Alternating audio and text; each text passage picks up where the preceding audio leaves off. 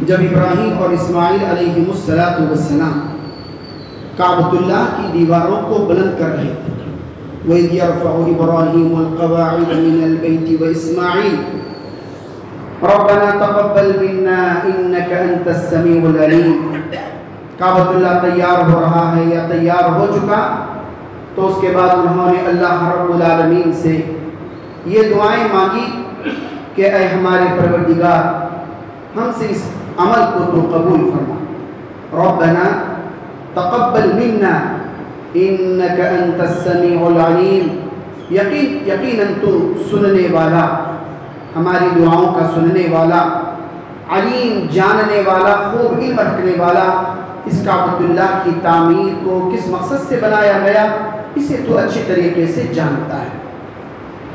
آیت کریمہ سے یہ بات بالکل واضح ہے کہ اگر عمل کرنے کی رب العالمین نے توفیق دی ہو، بہت سارے لوگ ہیں، بہت سارے انسان ہیں، مثال کے طور پر اذانیں سنتے ہیں لیکن انہیں مسجد تک پہنچنے کی توفیق نہیں ملتی، اپنے کاروبار میں مگن ہیں، مست ہیں، مشغول ہیں، لیکن مسجد تک پہنچنا، باجماعت نماز ادا کرنا توفیق نہیں ملتی۔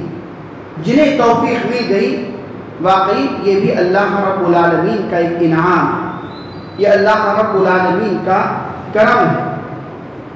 اعمال صالحہ کر لینا، جیسے نماز ہو، روزہ ہو، زکوٰۃ ہو، تلاوت ہو، دعا ہو، صلہ رحمی ہو، پڑوس کے ساتھ اچھا سلوک اور برتاؤ ہو، اس قسم کے جتنے بھی اعمال کیے جاتے ہیں، اعمال جو بھی ہو، اعمال کی توفیق سے بڑھ کر اعمال کی قبولیت کا اہتمام کرنا چاہیے، اعمال کی قبولیت کا اہتمام کرنا چاہیے کہ اللہ میرے عمل کو تو قبول فرما۔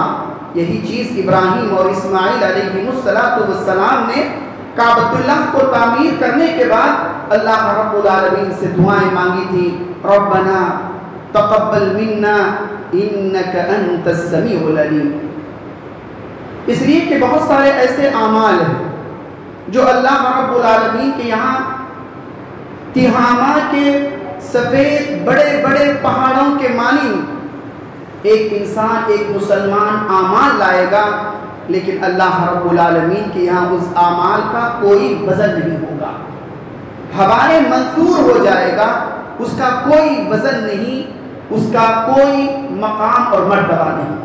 یہ ایک طرف۔ دوسری طرف یہ کہ انسان معمولی کام کرتا ہے اخلاص کے ساتھ، للہیت کے ساتھ، نبی کی اتباع اور پیروی کے مطابق، ریاکاری سے بچ کر، شرک اور کفر سے دور رہ کر اگر چھوٹا سا عمل بھی اگر کر لیتا ہو، اللہ رب العالمین اس عمل کو ایک پہاڑ کے مانند بنا دیتا ہے۔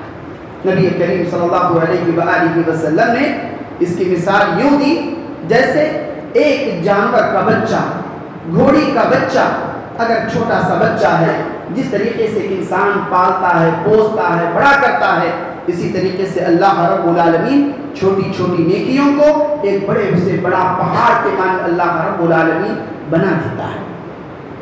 تو اعمال کر لینے کے بعد اللہ رب العالمین سے التجا کی جائے، دعا کی جائے، درخواست کی جائے کہ اللہ اعمال کو شرف قبولیت سے نوازے، اس لیے کہ اللہ رب العالمین متقیوں کے اعمال ہی کو قبول فرماتا ہے۔ انما یتقبل اللہ من المتقین، متقیوں کے اعمال کو ہی اللہ رب العالمین قبول کرتا ہے، متقیوں کے اعمال کو رب العالمین شرف قبولیت سے نوازتا ہے۔ اسی لیے اسلاف کہا کرتے تھے، جیسے فضالہ ابن عبید رحمہ اللہ غالباً کہتے ہیں، اگر مجھے پتہ چل جائے، اگر مجھے معلوم ہو جائے کہ میرا رائی کے دانے کے برابر عمل اللہ نے قبول کیا، کتنا بڑا عمل؟ رائی کے دانے کے برابر عمل اللہ نے قبول فرما لیا، مجھے دنیا اور دنیا کے جتنی چیزیں ہیں ان تمام چیزوں سے زیادہ محبوب ہے۔ پھر آگے کہتے ہیں کیوں؟ اس لیے کہ انما یتقبل اللہ من المتقین، اللہ رب العالمین متقیوں سے ہی قبول فرماتا ہے۔ اور بعض نے کہا اگر مجھے پتہ چل جائے میرا ایک سجدہ اللہ رب العالمین کے یہاں مقبول ہو چکا، لأتمنى الموت، تو میں موت کی تمنا کرتا، موت کی میں آرزو کرتا۔ اعمال کا قبول ہونا یا نہ ہونا یہ غیبی مسئلہ ہے، ہم نہیں جانتے۔ ہم نے عشاء کی نماز ادا کی، اب پتہ نہیں اخلاص کے ساتھ، اللہیت کے ساتھ، ایک امام کے پیچھے، ایک ہی چھت کے نیچے، ایک ہی وقت میں قیام، رکوع، سجدہ ہم نے کیا، کس کا عمل اللہ کے یہاں قابل قبول، کس کا عمل مردود، یہ اللہ رب العالمین ہی زیادہ بہتر جانتا ہے۔ یہ غیبی مسئلہ ہے، یہ اللہ کی مشیت اور رب العالمین کی حکمت میں ہے۔ اسی لیے عثمان ابن مظعون رضی اللہ عنہ جب ان کا انتقال ہوا تو ان کی والدہ نے کہا تمہارے تعلق سے میری یہ گواہی ہے اے ابو صاحب کہ اللہ رب العالمین آپ کے ساتھ اچھا معاملہ اور سلوک کرے گا۔ اللہ رب العالمین آپ کے ساتھ اچھا معاملہ کرے گا، آپ کے ساتھ اچھا سلوک کرے گا۔ فوراً نبی کریم صلی اللہ علیہ وسلم نے فرمایا تمہیں کیسے پتہ چلا، تمہیں کیسے معلوم ہوا کہ اللہ رب العالمین عثمان ابن مظعون کے ساتھ اچھا سلوک اور برتاؤ کرے گا، تمہیں کیسے پتہ چلا؟ آگے نبی کریم صلی اللہ علیہ وسلم فرمایا مجھے خود پتہ نہیں کہ اللہ رب العالمین میرے ساتھ کیا سلوک کرے گا، میرے ساتھ کیا معاملہ اللہ رب العالمین کیا کرے گا، مجھے اس کے بارے میں مجھے خود علم نہیں ہے۔ پھر آگے کہتے ہیں مجھے امید ہے کہ اللہ رب العالمین ان کے ساتھ خیر کا معاملہ فرمائے گا۔ تو کہنے کا مطلب یہ ہے ہم جو بھی عمل کریں اخلاص کے ساتھ کریں، للہیت کے ساتھ کریں۔ اخلاص کے ساتھ کیا جانے والا زندگی میں معمولی سے معمولی عمل بھی مشکل گھڑی کے اندر کام آتا ہے، مصیبت کے وقت میں کام آتا ہے۔ کیسے کام آتا ہے؟ آپ نے اس واقعے کو بارہا سنا۔ 3 افراد سفر کر رہے تھے، دوران سفر بارش کی وجہ سے یا کسی اور چیز کی وجہ سے غار میں پناہ انہوں نے لے لی، غار میں پناہ لے لی، اوپر سے ایک پتھر چٹان لڑتے ہوئے گرتے ہوئے اس منہ کے غار میں کہ آ کر دب جاتی ہے، لگ جاتی ہے، بند۔ ان میں سے ہر ایک نے کس کا حوالہ دے کر کہا تھا؟ اپنے خالص اخلاص کے ساتھ کیے ہوئے عمل کا حوالہ دے کر اللہ رب العالمین سے التجا کی تھی، دعائیں مانگی تھی۔ اللہ رب العالمین نے ان کی سنی اور اللہ رب العالمین نے مصیبت سے انہیں نجات دے دی۔ کہنے کا مطلب یہ ہے رمضان ہمارا گزر چکا، یہ نہیں کہ ہم صرف رمضانی مسلمان بن جائیں۔ رب العالمین جو رمضان کا بھی پروردگار ہے وہ اس کے بعد والے مہینوں کا بھی وہی پروردگار ہے۔